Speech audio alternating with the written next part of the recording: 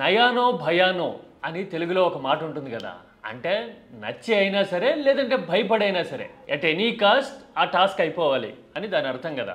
అమరావతిలో రెండో విడత భూసేకరణ ఇన్విటబుల్, తప్పనిసరి, చేసి తీరాల్సిందే అని చెప్పిన తీరు, చంద్రబాబు ఎక్స్ప్రెస్ చేసిన ఆ వెర్బాటం అంతా చూస్తే ఈ నయానో భయానో అనే మాట గుర్తొచ్చింది. ఏమంటున్నారు చంద్రబాబు?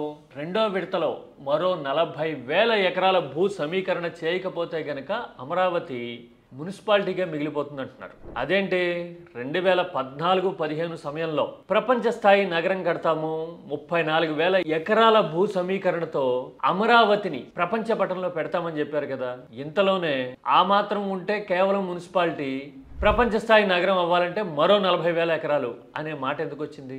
ఇదే ప్రశ్న ఇప్పుడు అమరావతి రైతుల్లోనూ రాజధాని ప్రాంతంలోనే కాదు రాష్ట్రం అంతా ఉంది. చూడబోతే ఏపీ రాజకీయాల్లో ఈ భూ సమీకరణ అనేది రాజకీయ ఎజెండా అయిపోతుందా, not only in Amaravati, across the state అని అర్థమవుతా ఉంది. అది కూడా 3 స్థాయిల్లో జరుగుతున్న తీరు చూస్తుంటే ఏపీ రాజకీయం అంతా భూమి చుట్టూ తిరుగుతోందా అని అనిపిస్తూ ఉంది. మరి దీని కాన్సిక్వెన్సెస్ ఎలా ఉండొచ్చు, పరిణామాలు విపరిణామాలు అంటే అడ్వాంటేజెస్ అండ్ అడ్వర్సిటీస్ ఎలా ఉంటాయో డీటెయిల్డ్గా చూద్దాం.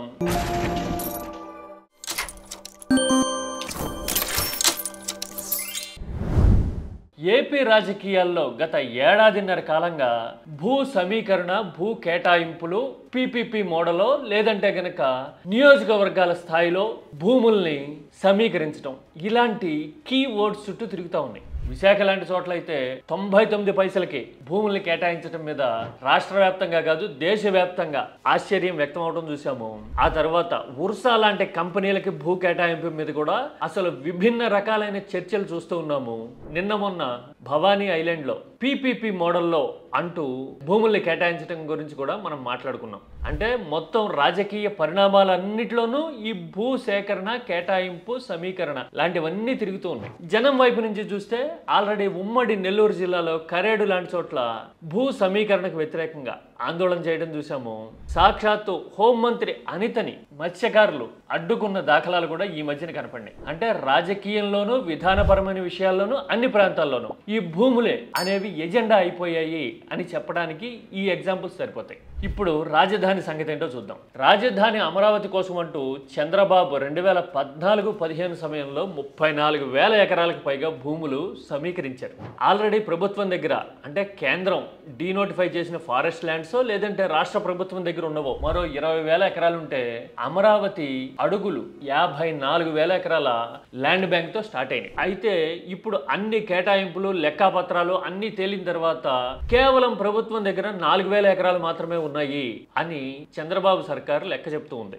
ఆ 4,000 ఎకరాలని మానిటైజ్ చేసి అమరావతి కోసం చేసిన అప్పులు తీరుస్తాము అని కూడా నారాయణ ఈ మధ్య ప్రకటించడం మనం చూసాం కదా.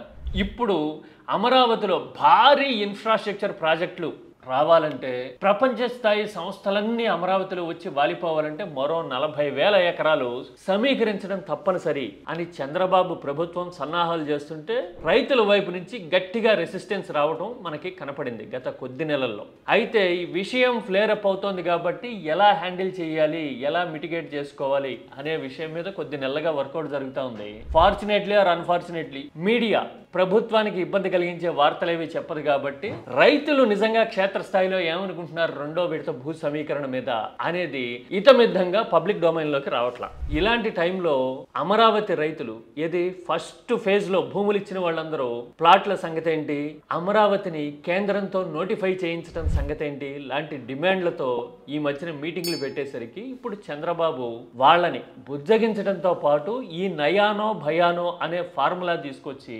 40,000 ఎకరాలు మళ్లీ సమీకరించి తీరుతాం అని చెప్తూ ఉన్నారు.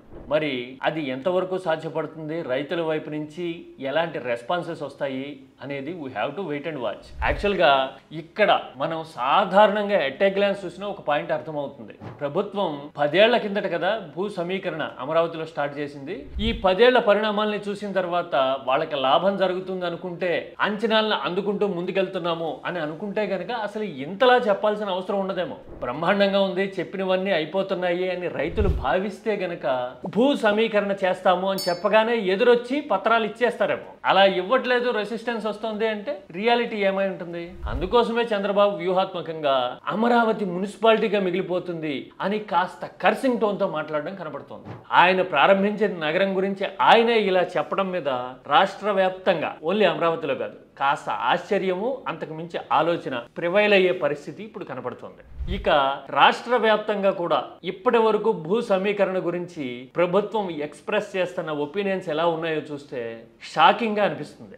అందులో ఒక ఎగ్జాంపుల్, ఎంఎస్ఎంఈ పార్కుల కోసం రాష్ట్ర వ్యాప్తంగా 2 లక్షల ఎకరాల భూ సమీకరణ చేస్తాము అని వివిధ సందర్భాల్లో జాతీయ ఛానళ్ల ఇంటర్వ్యూల్లో కూడా టీడీపీ నాయకత్వం ప్రభుత్వంలో కీలకంగా చక్రం తిప్పుతున్న వాళ్ళు అనౌన్స్ చేయడం ఆల్రెడీ చూసాం. ఇలాంటివి చూసినప్పుడు ముందు భూముల మీద పడతారెందుకు, రిజల్ట్ చూపించవచ్చు కదా.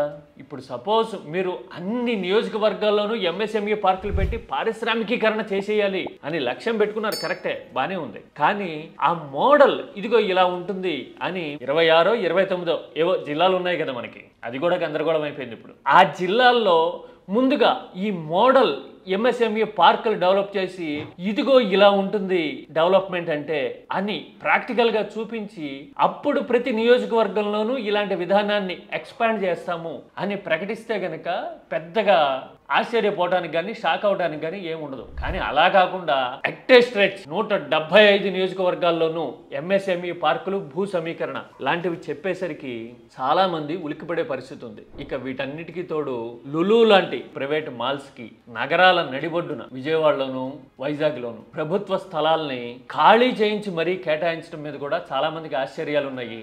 అలాగే పీపీపీ మోడల్లో ఎన్ని ప్రభుత్వ భూములు ఎవరికి దఖలపడుతున్నాయి అనే విషయాల మీద కూడా విభిన్న రకాల చర్చలు ఇప్పుడు ఏపీలో జరగడం చూస్తూ ఉంటే రాజకీయం మొత్తం, విధానపరమైన విషయాలు మొత్తం భూముల చుట్టే తిరుగుతున్నాయా బై అండ్ లార్జ్ అనిపిస్తూ ఉంది. ఒకవేళ అదే నిజమని ప్రజలు భావిస్తే గనక వచ్చే ఎన్నికల నాటికి ఇది ఒక పెద్ద రాజకీయ ఎజెండా అయి కూర్చునే అవకాశం ఉంది. ఎందుకంటే మీరు నియోజకవర్గాలన్నింటిలోనూ 175 చోట్ల భూ సమీకరణ అంటున్నారు, రాజధానిలో మరో 40,000 ఎకరాలు అంటున్నారు, వైజాగ్ లాంటి చోట్ల, విజయవాడ లాంటి చోట్ల భూ కేటాయింపుల మీద ఆల్రెడీ కనుబొమ్మలు ఇలా ఎగరేసి చూడాల్సిన పరిస్థితులు ఆల్రెడీ వచ్చినాయి ఏడాదిన్నరలోనే. మరి ఇలా చూస్తే అన్ని ప్రాంతాల్లోనూ ఈ భూ సమీకరణ అనేది ఇష్యూ అయిపోతుంది. అందుకే అంటున్నది ఏపీ రాజకీయం ఇప్పుడు భూముల చుట్టూ తిరుగుతోందా అనే విషయం జనం ఆలోచనల్లో క్రమంగా నాటుకుంటోంది. దానికి తోడు భూములు ఇవ్వకపోతే గనక అమరావతి మున్సిపాలిటీ అయిపోతుంది జాగ్రత్త అని చంద్రబాబు చేస్తున్న హెచ్చరికలు other side of the coin ని చూపిస్తా ఉన్నాయి ప్రజలకి. అవును కదా, మీరేమంటారు? ఏపీ రాజకీయం ఇలా ఉన్న పళంగా భూముల చుట్టూ తిరగడానికి కారణం ఏంటి? భూములు సమీకరించేయాలి అనే విధానాన్ని పెట్టుకోవడాన్ని ఎలా అర్థం చేసుకోవాలి?